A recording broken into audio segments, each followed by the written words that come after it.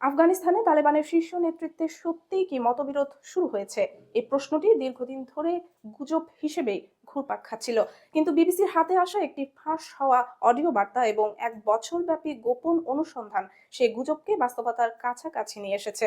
অডিওটি শুনে স্পষ্ট হয় তালেবানের সর্বোচ্চ নেতা হিবাতুল্লাহ আখুন্দজাদার সবচেয়ে বড় উদ্বেগ কোনো বিদেশি হুমকি নয়, বরং সংগঠনের ভেতরে তৈরি হওয়া বিভাজন।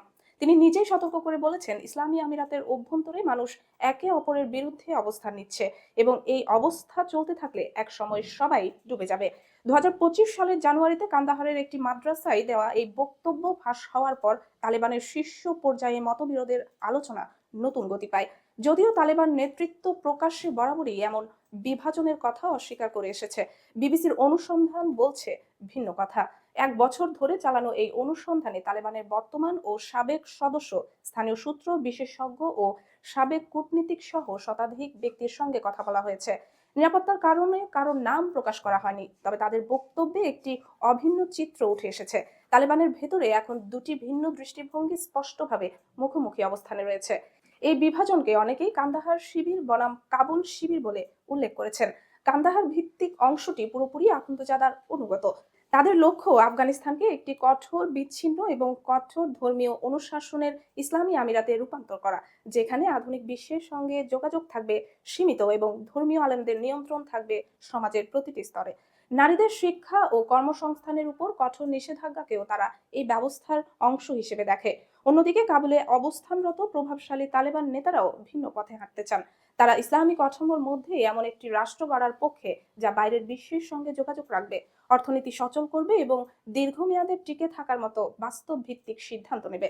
এই অংশ মনে করে বর্তমান কাঠামোতে তালেবান সরকার বেশি দিন টিকতে পারবে না। নারীদের শিক্ষার প্রশ্নে তারা তুলনামূলক নমনীয় অবস্থান নেয় এবং অন্তত মাধ্যমিক পর্যায় পর্যন্ত শিক্ষা চালু রাখার প্রয়োজনীয়তার কথা বলে। ক্ষমতা দখলের পর থেকে আখুন্দজাদা ধীরে ধীরে কর্তৃত্ব কাবুল থেকে সরিয়ে কান্দাহারে কেন্দ্রীভূত করতে শুরু করেন। কাবুলের মন্ত্রীদের সঙ্গে আলোচনা ছাড়াই ফরমান জারি হতে থাকে। আগেই দেওয়া প্রতিশ্রুতিগুলো গুরুত্ব হারায়। নারীদের শিক্ষা ও কাজের উপর নিষেধাজ্ঞা দুই শিবিরের মধ্যে উত্তেজনার অন্যতম প্রধান কারণ হয়ে ওঠে। জাতিসংঘের একটি পর্যবেক্ষক সংস্থাও এই বিষয়টিকে তালেবানের অভ্যন্তরীণ উত্তেজনার মূল উৎস হিসেবে উল্লেখ করেছে। এই দ্বন্দ্ব সবচেয়ে স্পষ্ট হয়ে ওঠে ২০২৫ সালের সেপ্টেম্বরে, যখন আখুন্দজাদা হঠাৎ সারা দেশে ইন্টারনেট ও টেলিফোন পরিষেবা বন্ধের নির্দেশ দেন। কয়েকদিনের জন্য আফগানিস্তান কার্যত বিশ্ব থেকে বিচ্ছিন্ন হয়ে পড়ে।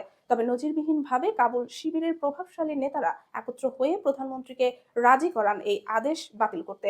বারাদার হাক্কানি ও ইয়াকুব সহ একদল শীর্ষ নেতা দায়িত্ব নেওয়ার আশ্বাস দিয়ে ইন্টারনেট পুনরায় চালু করেন।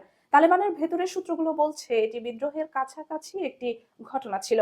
আখুন্দজাদার নেতৃত্বে শুরুটা এমন ছিল না। ২০১৬ সালে তাকে সর্বোচ্চ নেতা নির্বাচিত করা হয়েছিল মূলত সংগঠনের ভেতরে ঐক্য বজায় রাখার ক্ষমতার কারণে। যুদ্ধক্ষেত্রের অভিজ্ঞতা না থাকায় তার ডেপুটি করা হয় সিরাজউদ্দিন হাক্কানি ও মোল্লা ইয়াকুবকে। কিন্তু ২০২১ সালে ক্ষমতায় ফেরার পর আখুন্দজাদা ধীরে ধীরে একক ক্ষমতার কেন্দ্রে পরিণত হন। তিনি কাবুলে না গিয়ে কান্দাহারে অবস্থান করেন, নিজের অনুগতদের দিয়ে প্রশাসন সাজান এবং নিরাপত্তা বাহিনীর উপর সরাসরি নিয়ন্ত্রণ প্রতিষ্ঠা করেন। প্রকাশ্যে তালেবানের মুখপাত্ররা এখনো কোনো বিভাজনের কথা অস্বীকার করেন। তাদের দাবি এসব কেবল মতের পার্থক্য, পরিবারের ভেতরের মতবিরোধের মতো।